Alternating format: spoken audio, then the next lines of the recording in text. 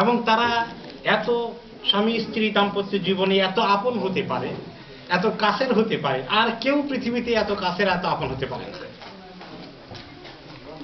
এই বিষয়টা চিন্তা করলে আল্লাহ তাআলার আয়াত যে তিনি বলেছেন তার যথার্থতা আমরা উপলব্ধি করতে পারি। এর মধ্যে আল্লাহ তাআলা মানুষের জীবনের পূর্ণতা অর্জনের অনেক নিয়ামত রেখেছেন। বিবাহ শাদী ছাড়া মানুষের জীবনের অপূর্ণতা কত দিকে থাকে। এই বিবাহ শাদীর উসিলায় আল্লাহ তাআলা শুধু একজন স্বামী বা স্ত্রী মিলান না, বিবাহ শাদীর উসিলায় আল্লাহ তাআলা সন্তান সন্ততি দান করেন। সুবহানাল্লাহ। এই নিয়ামত যদি আমাদের কাছে না থাকতো, জীবনটা আমাদের কাছে অর্থহীন মনে হয়ে যেত। শুধু সন্তান সন্ততি নয়, নাতি নাতিনও আল্লাহ তাআলা দান করেন। আল্লাহ তাআলা বলে দিয়েছেন, শুধু তোমাদেরকে স্বামী স্ত্রী দেয়নি, ওয়াজা আল্লাহ বাইনাকুম ওয়াজা আল্লাহ লাকুম বানিনা ওয়া হাফাদা, ওয়াজা আল্লাহ লাকুম বানিনা ওয়া হাফাদা। আল্লাহ তাআলা তোমাদেরকে সন্তান সন্ততি দিয়েছেন, এমনকি নাতি নাতিনও দিয়েছেন। যখন সন্তান সন্ততি দরকার, একটু দেরি হয়ে গেলে কষ্ট হয়ে যায়। কবে আসবে সন্তান, কত দিকে দৌড়াদৌড়ি করে, কত চেষ্টা তদবির শুরু করে যায়, কত ডাক্তারের কাছে যায়। তারপরে এক পর্যায়ে যখন বয়স পেরিয়ে আমরা সন্তান সন্ততির পর্যায়ে শেষ করে এসেছি, ছেলে মেয়েকে বিয়ে সাথে দিয়েছি, এখন কবে নানা নানি হব, কবে দাদা দাদি হব, এই 2 বছর 3 বছর পার হয়ে যায় না, অস্থিরতা শুরু হয়ে যায়। এই যে নিয়ামতগুলো আল্লাহ তাআলা দিলেন, দেখেন তাহলে স্ত্রী স্বামী পাওয়া গেল, ছেলে মেয়ে পাওয়া গেল, নাতি নাতিন পাওয়া গেল। এছাড়াও আছে উভয় পক্ষের কত আত্মীয় স্বজন। একটা বিয়ে যখন হয় শুধু 2 দিনের মধ্যে আত্মীয়তা হয় না। একটা বিয়ে যখন হয় তখন উভয় দিকে দেখুন কত আত্মীয় হয়ে গেল। চাচা শ্বশুর, খালু শ্বশুর, মামা শাশুড়ি, মামি শাশুড়ি থেকে শুরু করে আপনি হিসাব করেন, বিশাল সংখ্যা আত্মীয়তা একদিনেই এত যোগ হয়ে গেল। এত বন্ধন আমাদের মধ্যে তৈরি হতে পারে, এত নিয়ামত আল্লাহ তাআলা রেখেছেন। তো এইটাকে মূল্যায়ন করা দরকার। যখন আত্মীয়তাটা ভেঙে যায়, কত লোকের সঙ্গে আত্মীয়তা ভাঙে, চাচা শ্বশুর আর চাচা শ্বশুর থাকলো না, শেষ হয়ে গেল। শুধু এই না, স্বামী স্ত্রীর সম্পর্ক শেষ হয়ে গেল। বিশাল ওই পরিবারের ওই গোষ্ঠীর অনেকের সঙ্গে আমার আত্মীয়তা হয়েছিল, সব ছিন্ন হয়ে গেল। এই জন্যই বলা হচ্ছে যে আত্মীয়তা যেন কেউ ছিন্ন না করে, কিভাবে হেফাজত করতে হয় এগুলো জানা দরকার। এই জাতীয় সেমিনার আমাদের কমিউনিটিতে বেশি হওয়া দরকার, কিছু মুরব্বীদের জন্য আর কিছু জওয়ান ছেলে মেয়ে যারা বিয়ে শাদী করবে তাদের জন্য। মানে আজকে কাদের উদ্দেশ্যে রেখেছেন রেজাল্ট করেন ভাই? আমি তো মুরব্বী বেশি দেখতে পাচ্ছি, তাহলে মুরব্বীদেরকে দিয়ে কথা বলি কিছু। ঠিক আছে, এইসব bilingual, আচ্ছা।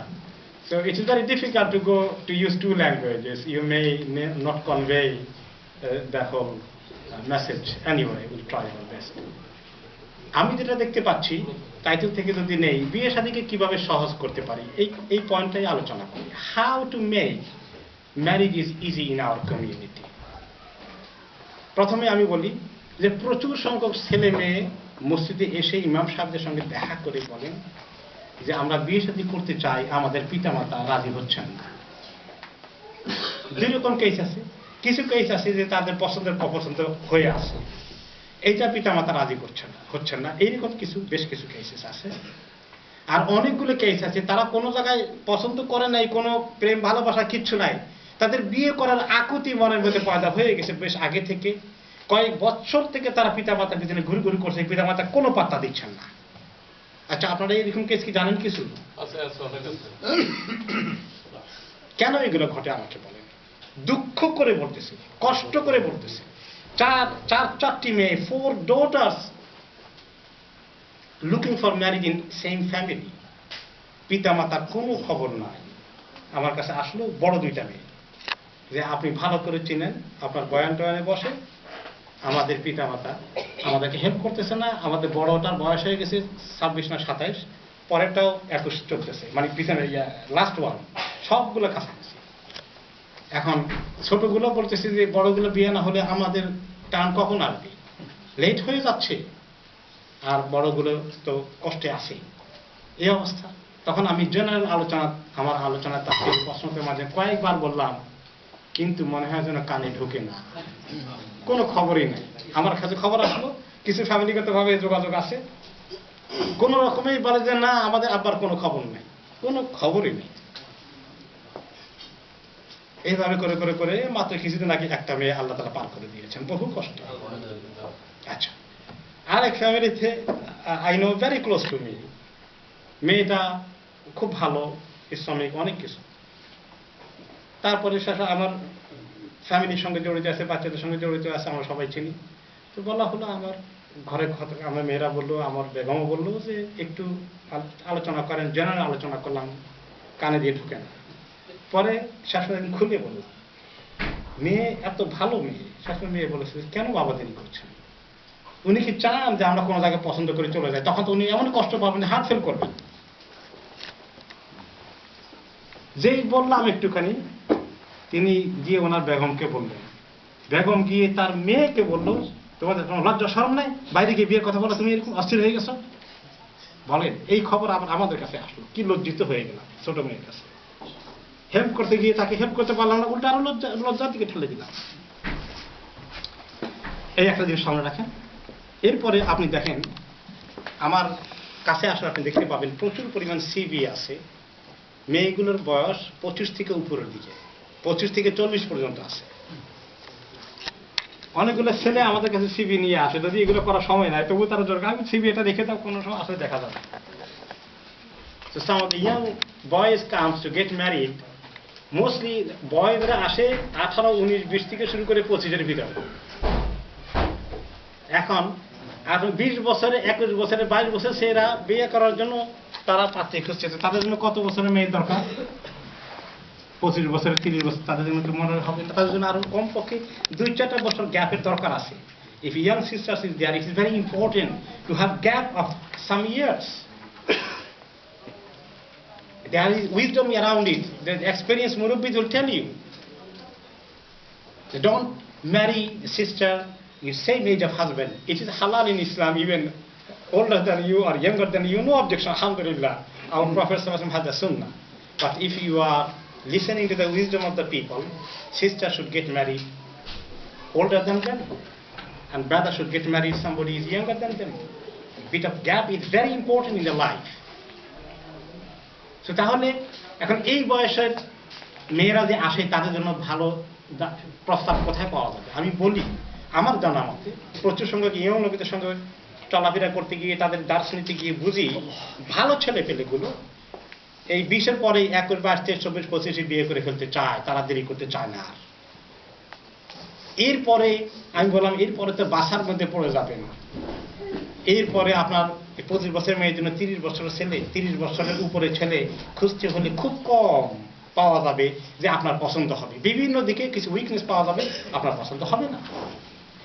দেরি করার কারণে মহা ক্ষতিগ্রস্ত হয়ে যাবে। দেরি কেন করে? আমি যতটুকু অ্যানালাইসিস করার সুযোগ পেয়েছি, why they delay the marriage. Sometimes sisters themselves, young sisters, they would like to study.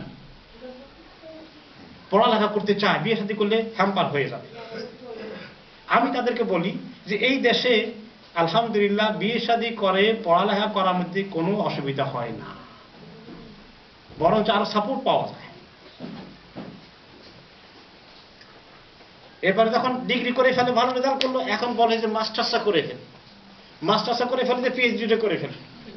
তারপরে মাস্টার্সটা করে ফেলছে বা ডিগ্রি করেছে, দেরি করে। আরেকটা কারণ হচ্ছে যে আমি একটু করি, প্রফেশনাল ট্রেনিং নিয়ে একটা ভালো জবের লাইন হয়ে যাক। এরপরে বলে যে let me I save some money because I need to spend huge amount of money. Wedding খরচ অনেক আছে, তার জন্য প্রচুর পরিমাণ টাকা জমাতে হবে। এই জন্য কোনো কোনো ছেলেরাও লেট করে, কোনো কোনো মেয়েরা লেট করে। প্রচুর টাকা জমায় কেন? যে খরচ করতে হবে কমপক্ষে 20,000 রিয়াল, পাউন্ডের দরকার। এখন এই টাকা জমাতে গিয়ে লেট করে ফেলছে। কেন? এত টাকা দিয়ে এত বড় পার্টি না করলে অসুবিধা কি হবে? এই বেশি বড় পার্টি, 3 মাইল লম্বা লিমোজিন কার জোগাড় করতে হবে, কি দরকার আছে? Why not simplicity? এরপরে কোনো কোনো সাইকোলজি এমন আছে, পিতা মাতা অনেক সময় মেয়েদের ক্ষেত্রে মনে করেন 2-4 বছর চাকরি করুক, কিছু পয়সা তো আমাদের পকেটে আসলো, বিয়ে দিলে তো পরের দিন থেকে আমার ঘরে চলে যাবে। একটু হক কথা তো সবসময় মিষ্টি লাগে না। এইটাও কিছু কারণ। এই যে 2-4 বছর মেয়েটাকে ডিলে করে কিছু পয়সা করে তারা পেয়ে গেলেন ঠিকই, মনে করে আমাদের রাইট আছে, মেয়েটার মানুষ করলাম, তো যদি বিয়ে দিয়েই ফেললাম তো আমরা কিচ্ছু পেলাম না। সুবহানাল্লাহ, আল্লাহ তাআলা যে আমাদেরকে জান্নাত দিবেন। তো যে ব্যক্তি এরকম 2-3টা মেয়েকে ভালো করে মানুষ করে দিন শিখিয়ে সৎ পাত্রস্থ করেছে, তার জন্য তো আল্লাহ জান্নাত দিয়ে দিবেন ইনশাআল্লাহ। দুনিয়ার 2 পয়সা না পেলে কি হবে? আপনাকে একটু পেতে গিয়ে মেয়েটার কত বড় ক্ষতি করে ফেলবে। এভাবে করে একটা মেয়ে আসছে, 3-4 বার এসেছে। তার মা সহ এসেছিল, একবার মেসেজ করলাম, কাজ হলো না। তারপরে মেয়েটা এসে খুব দুঃখ করে, এত দুঃখ করে বলে গেল। তারপরে একটা সিবি দিয়ে গেল, তো সিবির মধ্যে ডেট অফ বার্থ না। আমি বলি ডেট অফ বার্থ না হলে আমি কিভাবে লোকদেরকে বলবো? দিচ্ছে না কোনো রকমই। তা আমি বললাম একটু তো কোনো ছেলে দেখতে হলে বলতে হবে। তার সঙ্গে বলে যে ওভার 35, বাকিটা বলে না, তার মানে 40-এর কাছাকাছি চলে গেছে। একটা জিপি মেয়ে 35 বছর পার হয়ে গেছে, তাই তার ভাই প্রায় ডেলি আসে একটা পাত্র করে দেয়। এইরকম ক্রাইসিস চলছে, এবং এত কষ্ট দিচ্ছে কিছু পিতা মাতা ছেলে মেয়েদেরকে লেট করে করি, তাদের চোখের পানিতে তাদের মানে এই পিতা মাতাগুলো জায়গা কোথা হবে আল্লাহ তাআলা ভালো জানেন। আমি আপনাদেরকে পেয়ে আজকে কিছু মনের দুঃখ শেয়ার করছি। আপনারা কমিউনিটিকে একটু হেল্প করেন, একটু হেল্প করেন। আমার কথা হলো, যদি আমি সব জায়গায় বলি লেখাপড়া করার এটা কোনো অসুবিধা নাই। 20-এর কোঠায় চলে গেলে মেয়েদের জন্য বিয়ে দিতে অস্থির হয়ে যান, এবং আলহামদুলিল্লাহ লেখাপড়া করুক, ডিগ্রি নেক, মাস্টার্স করুক। ছেলেদেরকে 25 পার হতে দেওয়া ঠিক না, তার আগেই 25-এর ভিতরে শেষ হয়ে যাওয়া দরকার। এই টার্গেটে আপনারা কাজ করতে থাকুন। হ্যাঁ, কেউ যদি একান্তভাবে তার করতেই না চায়, তার মানে শারীরিক মানসিক প্রস্তুতি টোটালি না থাকে, চাপিয়ে দিতে হবে ওইটা না। কিন্তু সাধারণত বিশেষ করে যখন আগ্রহ পয়দা হয় তখন বিয়ে শাদী করিয়ে দেওয়া অত্যন্ত জরুরি। দেখেন, বিয়ের বয়স কত বয়সে একজাক্টলি বিয়ে দিতে হবে এটা শরীয়ত ফিক্স করে দেয়নি। কোন মেয়েকে তো এই দেশে তো আর 18 নিচে বিয়ে দেওয়া যায় না। 17 বা 16 পর্যন্ত বোধহয় প্যারেন্টস এর গার্ডিয়ানের রেকমেন্ডেশনে 16 পর্যন্ত কনসিডারেবল আছে।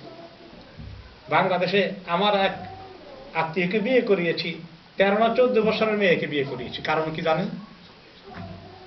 কাজিনের সঙ্গে ভালোবাসা হয়ে গেছে, এখন সেখানে করাতে হয়েছে ওটা। কিন্তু এই দেশে তবুও আমরা আইন রক্ষা করেও এরপরেও যদি আমরা এইভাবে করে দেই তাহলে তাদের ঈমান আকীদার হেফাজত হবে। যখনই কোনো ধরনের তারা সম্পর্কের দিকে চলে যায়, আমি 2 রকম কেস বললাম। একরকম কেসে তারা জেনারেলি বিয়ে শাদী করতে চায়, আর কোনো কেস আছে যে তাদের কোথায় মন দেওয়া নেওয়া হয়ে গেছে। আমি একটা এক্সাম্পল সব জায়গায় দেই, এখানে দেব। আমাদের এই এলাকার স্থানীয় একজন মুরব্বী ছিলেন, তিনি ইন্তেকাল করেছেন 5-7 বছর আগে, রাহিমাহুল্লাহ। আল্লাহ তাআলা জান্নাতুল ফেরদাউস নসিব করুন। আমার দেশে তো খুব ভালো মানুষ ছিলেন, ভেরি জেন্টলম্যান, রেগুলার মুসলিম ছিলেন। তিনি একদিন আমাকে বললেন ওনার ছেলের ব্যাপারে, দেখে বলে যে আমার ছেলেকে চিনেন তো? হ্যাঁ চিনি, আর তাকে পাঠিয়ে দেবো, তাকে আপনাকে বিয়ে পড়িয়ে দিবেন। বিয়ে পড়িয়ে দেবো, আপনি কোথা? না আমি থাকবো না ওখানে। ঘটনা কি? আমাকে ঘটনা বললো যে ছেলে এক জায়গায় মেয়ে পছন্দ করেছে, মেয়েটা কোনো রকমই তার জন্য ফিট নয়, দিন দাঁড়িয়ে কোনো দিক থেকে ফিট নয়। আমি তাকে বোঝানোর চেষ্টা করেছি, কিন্তু সে ছেলে এই মেয়ের পিছা ছাড়েনি। আমি তাকে গুনাহ করতে দেবো না, আপনি বিয়ে পড়িয়ে দিবেন। তখন আমি পাঠিয়ে দিলাম আরেক মসজিদে, এইগুলো আমরা এখানে কম ডিল করি। তো অন্য এক ইমামকে বললাম বিয়েটা পড়াই দিল, চলে গেল। মাস 3 পরে ভদ্রলোকের সঙ্গে দেখা হলো মুরব্বীকে। আচ্ছা, আপনার ছেলের খবর কি? বিয়ে যে করিয়ে দেওয়ার দিলাম, ঘটনা কি? তারপরে কয় যৎকের কিনা তৎকের বেচা। আমি বুঝাই দেন। তখন বললেন যে ওই মেয়েকে বিয়ে শাদী করে এবার 1 মাস ঘর করে ছেলে বলছে, বাবা আমি বুঝতে পারছি রং জায়গায় চলে গেছে। ছেলেটা এমনি খারাপ ছিল না, একটা চক্করে পড়ে গেছিল। যাই হোক, বুঝতে পেরেছি এবং আমি ডিভোর্স করে দিয়েছি। এখন আমি লেখাপড়া করবো, আমি যখন সময় হয় বাবা আপনি আমাকে বিয়ে করে দেবেন। আচ্ছা, এই ঘটনা বিয়েটা টিকলো না, তো করে লাভ হইলো কি? This is could be your answer. তো লাভটা হইলো কি? কিন্তু আমার দৃষ্টিতে আপনারা ভালো করে চিন্তা করে দেখুন, মুরব্বী কি কাজটা ঠিক করেছেন না বেঠিক করেছেন?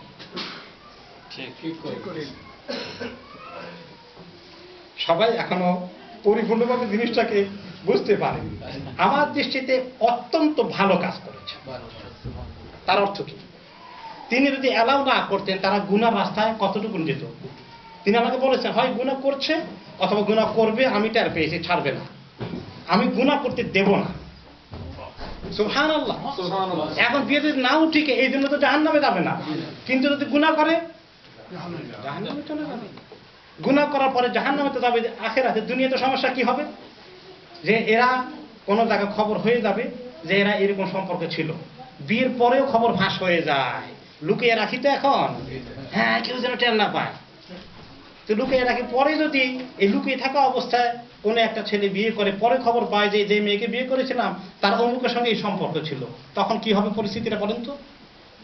এর চেয়ে যদি এই মেয়ের তালাকও হয়ে যায়, একবার বিয়ে হয়েছিল টিকে নাই, তাহলে কোনো লোক হয়তো সেটা বিয়ে করতেও পারে। তো এই লুকানোর মধ্যে কোনো ফজিলত নেই। তো ওই যে উনি মুরব্বী কাজটা করেছেন, আমার জন্য একটা গ্রেট এক্সাম্পল ছিল যে এরকম বাবা মাদের চিন্তা হওয়া দরকার যে আমরা গুনাহ করতে দেব না। এটা সবচেয়ে বড় ভয়। প্রায় প্রশ্ন আসে, ইমাম সাহেব এখন এই তো আমাদের ছেলেমেয়ের অবস্থা, তো বাচ্চা পেটে চলে আসছে, কি করতে পারি কোন দেখি। এরকম ঘটনা আমার মানে আবু সাহেব সাহেবের কাছে বেশি আসে, সব ইমামদের কাছে আসে। আমি আপনাদের একদম একেবারে ভিতরের কথাগুলো বলছি যেগুলো প্র্যাকটিক্যালি চলতেছে। এখন প্রায় আসে যে এটার এই মিসক্যারেজ কি বলে, যে এটা কি বলে, অ্যাবর্শন করা যাবে কিনা, অ্যাবর্শন করবে কি জন্য এই অবস্থা। তো ওইটার জন্য চিন্তা যে সর্বনাশ, এই যদি বাচ্চা আসে সব তো মানুষ টের পেয়ে যাবে। এখন কোন রকমে এটাকে ডিল করা যায় কি, বা বাচ্চা না আসলে আর যে গুণাগুলো যে হয়ে গেছে এটার জন্য এত পেরেশানি নাই। পেরেশানি এটাই সমস্যা হয়ে গেল, এই যে বাচ্চা পেটে আসলো, এখন দুনিয়া মানুষের কাছে মুখ দেখাই কেমনে, আল্লাহর কাছে ছেলে কেমনে মুখ দেখাবে, জাহান্নামের আগুনে যে ছেলে মেয়ে জ্বলবে, ওই চিন্তাটা খুবই হালকা। শুধু দুনিয়ার মধ্যে মানুষ কেমনে বাঁচাই, এইটার জন্য এত অস্থিরতা। তো এই জন্য আমার কথা হলো, যখন এরকম কেসগুলো আসে যেখানে ছেলে মেয়ে এগিয়ে গেছে, মন দেওয়ানো শুরু হয়ে গেছে, সেখানে ওই মুরব্বীর এক্সামটা আমরা সামনে রাখি। আমরা চিন্তা করেছিলাম দেশে নিয়ে যাব, we thought we'll be taking him or her to back home, or we'll be choosing another very good proposal, but this is not according to our standard.